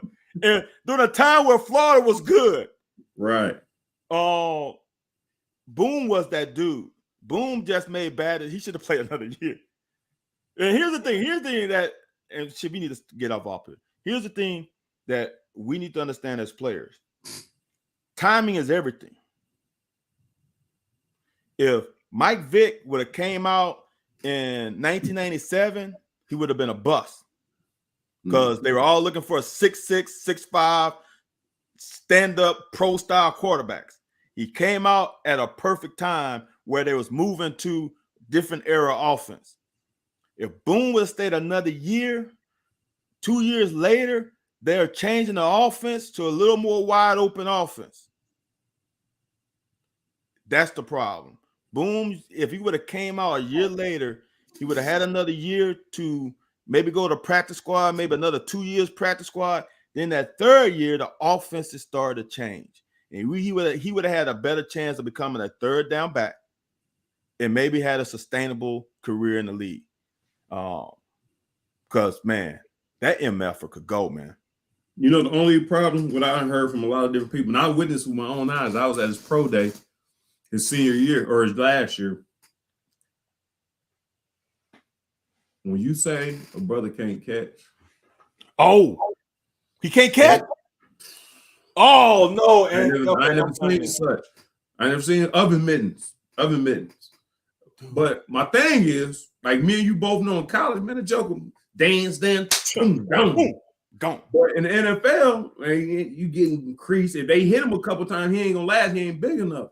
So we gotta get you in space. We gotta And that was his downfall. Oh, he couldn't catch.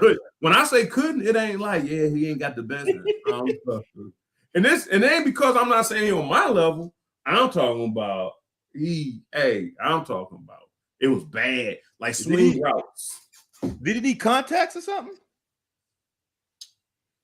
Might have been ADHD. It might have been like ADD or something. Like his brain might have been going too fast. Yeah. So whatever it was. Okay. I ain't never seen that. Like I done seen people who can't catch and it just looked awkward, but everything you throw to him was. Oh man. When I watch his pro day, I'm talking about swing routes, option routes. No. Check downs. Oh man. Oh man. It was rough, man. It was rough. Yeah, that's bad. That was the only thing. Like I said, he probably couldn't pick up blitzes very well. I don't know. But you don't need him to pick up blitzes. But I'm saying, but you're not picking up blitzes. We need you out on the route. Right. So that was his downfall. Oh man. So Lake Dog, I thought he was joking. Lake Dog gonna stay on that, huh? What? Okay, well. Oh, Sonny. he said, hey, me and Sonny ran 5.240s. Oh, get the fuck up He out ain't of say he here. was just joking or nothing. I don't know, but it's cool. It's cool, like dog. It's cool. Injury push Boone. I think Boone thought his stock was high. And the only thing that wasn't going to change, I guess, he like Van said, I think he could have came back and worked on his catching, maybe got on the judge machine a bunch. No, that's not true. But I'm sorry, y'all. Boone, and I know I'm a duck after I say this. Boone was a better running back than Benny. Oh yeah. But people won't admit to that. But I'm just telling you, Boone was a better running back. Look, I'm on the record, and I've said it on my breakdowns how I love Vito. I've been a Vito fan. I don't know if Vito plays at UK again. What? Bruh, do you not see Childress play at the end of this year? Right? Jordan Lovett is locked at free safety. You got Childress. Got Geiger coming back. Geiger's coming off an injury. You got Afari. You got Kobe Albert. You got guys. Afari shouldn't jump. I heard once we got into a more exotic packages, that's what got Afari off the field a little bit. No. What I'm saying is Childress and Lovett's gonna be your starting safeties. Vito was gonna be your nickel. I don't know if he can beat out Afari for nickel. And here's the other thing. Depending on what team we play, if JQ Hardaway balls out, we go JQ and whoever at the other corner, and Andrew Phillips as a nickel. That's what Andrew Phillips played towards the end of the year. That might not be a spot for Vito. I'm just being honest. And I'm not saying he's bad. I'm just saying there's so many fucking good players in that room. We can beat some of them up, just run exotic defenses. I don't know if Vito is between the years can have exotic defenses. They said the same thing about Afari. Right. But you know what the difference between Afari and Vito? Afari is 2+. Vito is 180. Afari might be 2. He might have beat up. I think Afari he got got 205 plus. Right. And we know how small Vito is. I'm not saying that, but I can see this being. I'm just thinking, because here's the thing, right? Vito ain't putting up with the bullshit. He ain't. And if he ain't playing a lot, he's a Kentucky kid too, though. Right. But if he's not playing a lot, he gonna go in the portal. Gosh. I'm just looking at the fucking players in that room, dude. Childress is balling, man. And I don't think you can take him off the field. And Geiger was balling before he got hurt. He was the fucking starter when the season started. Yeah. That room is deep. I think fans get enamored by certain big plays, right? And guy hitting hard. But there's more to the game than that. When you get put out of position several times, sometimes a coach likes to play someone that they can trust. Yeah, that's okay. That's the truth. That's true. Man, I know I meant to get to this earlier, man. You just walked over my other question. I don't think I ever spit it out. One thing was, you said this earlier, and this is all bullshit aside, because I seen it firsthand. You seen it second-ish hand. Brown needs to work with Craig Yeast. Craig Yeast got that thing in space. He'll catch a dig, and he can run any route. He can run a slant, run a dig, run a screen, run a hitch, run a post, run a fade. I think Berrien really only wants to run deep cross, post, fade. Yep. Craig can run. He can run a hitch. Anything. He can run a slant. He can run a dig. He can run a shallow. And I'm talking. He was small. He might even be smaller than Berrien. But I'm talking about he'd catch it in space. You know how to maneuver. Craig is the one he need to get his mind set on how to do it. If they want to consult with Craig to come in and help the boy make a lot of money, help us win a lot of games. Moving. I don't know if he There can you take go. some. I'm sorry, I'm gonna do this. I don't know if he can get it in a phone booth like Craig could though. But that's where he has to get to. Craig's thing was, I'm gonna catch it and rely on your athleticism to get out of it. Like I don't think his routes was decent because he was quick. Right. But when he caught it, his thing was it wasn't like Robinson, like Tavion Robinson. His thing was shit, I'm catching. I'm more athletic. I'm about to get out here, catch it. He'll look both directions. Right. Yeah. Just shake. And if it was bad off, he'll just shake one dude down and see what's up. Oh, you 1-on-1? It's ball game. Yeah, it's ball game. Man, so if he catches once you, he look at you, square you up. Pew! When Yeasty had 200 plus yards against Florida, when Florida was doing it. So yeah, he need to get with old Yeasty, man. Tell Stoops I'm gonna bring Yeasty over there to sit down with Brown, man, watch some film and get them together. Last thing before we get out of here, and Superfan Ann brought up. I meant to bring it up earlier. I don't know why I didn't. I think. What do you say about the interceptions and the quarterback play in the bowl game? You think it's something that's going to cause him to be relegated to the bench or transfer? Or do you think just kind of, first game, no reps, nothing to go off of? My question personally, should we have seen that much of him after the beginning of the third quarter? I personally would have played the whole game. I mean, once it went 21-0, come on, man. It's we trying to see the talent we got, though. Huh?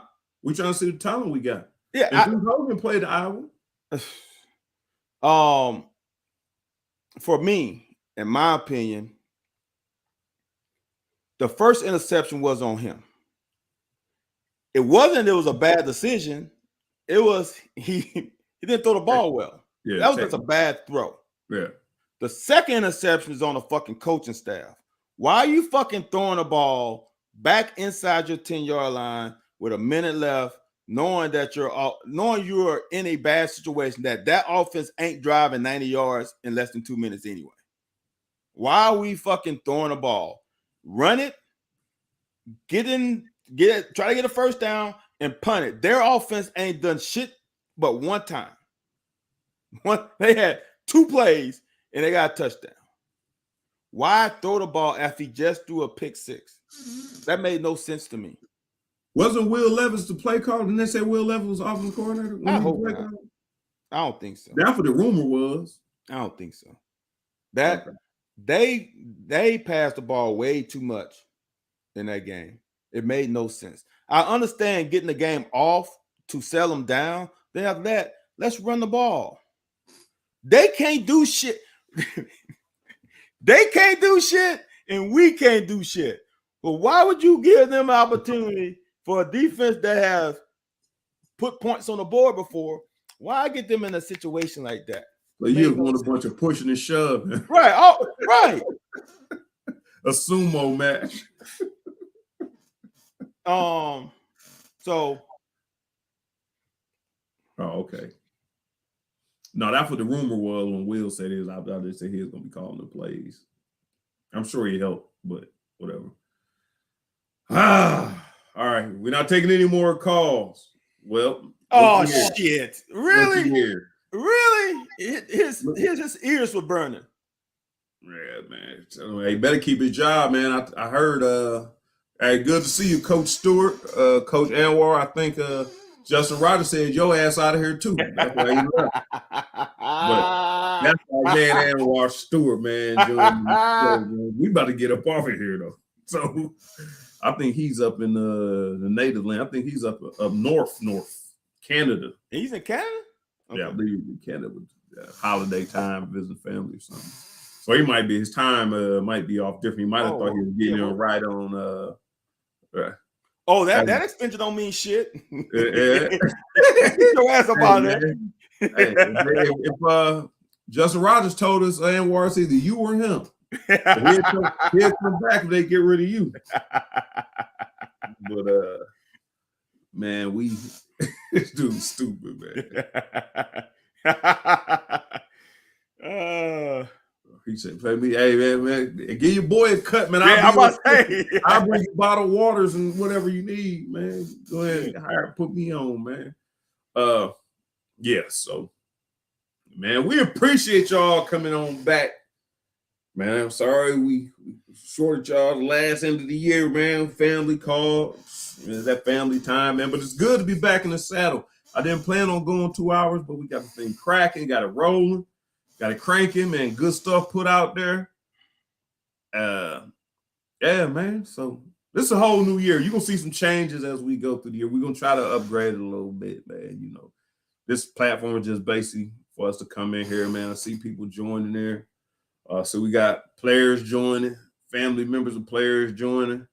So, and I want to say we got big news next week. Don't be coming on here with that bullshit, and come on, dude. Come on, man. You got to give us a little something. You got to drop a little tea, just a couple drops, some shit. We got to see what that's gonna be. Yeah. So we're gonna be back at it from here on out. Season 4. We're in our 4th season. Every Wednesday, 9 p.m. Eastern Standard to 10 p.m. We probably ain't gonna go all the way over like this. We had to recover 2 weeks of stuff, you know, bowl games. We still didn't get to a whole lot of topics, but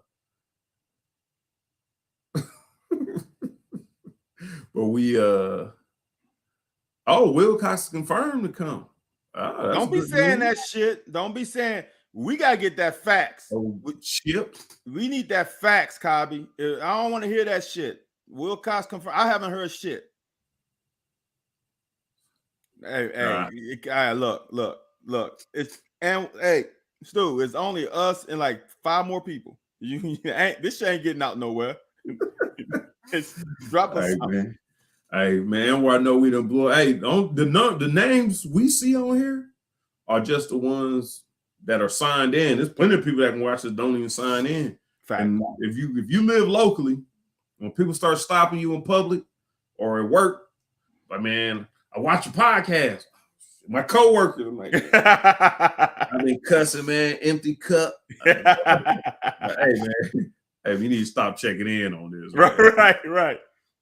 So, anyways, man, we back next Wednesday, 9 p.m. to noon.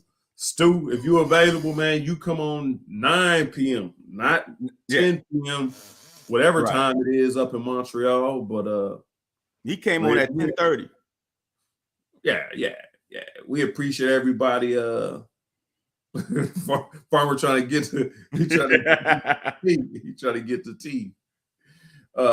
Yeah, we'll be back next Wednesday, man. We only gonna give you an hour show. We the 2 hours was a makeup for the 2 weeks we missed. And if we got to go a little extra, we go a little extra, man. I didn't plan on doing 2 hours a day, going off a little lack of sleep, but we do appreciate everybody for joining in, for commenting, like, subscribe, share, follow, and from now on, we should be weekly, at least once a week, having a poll that's going to be kind of the topic of the show, so we can see what the input is, the fan base, catch a temperature of the fan base before we get on. Make sure you join those on Facebook, Instagram, Twitter, maybe not YouTube, but yeah, like, subscribe, share, follow, tell your friends to listen to us. Yeah, join in, and catch us back next week. We appreciate y'all for joining.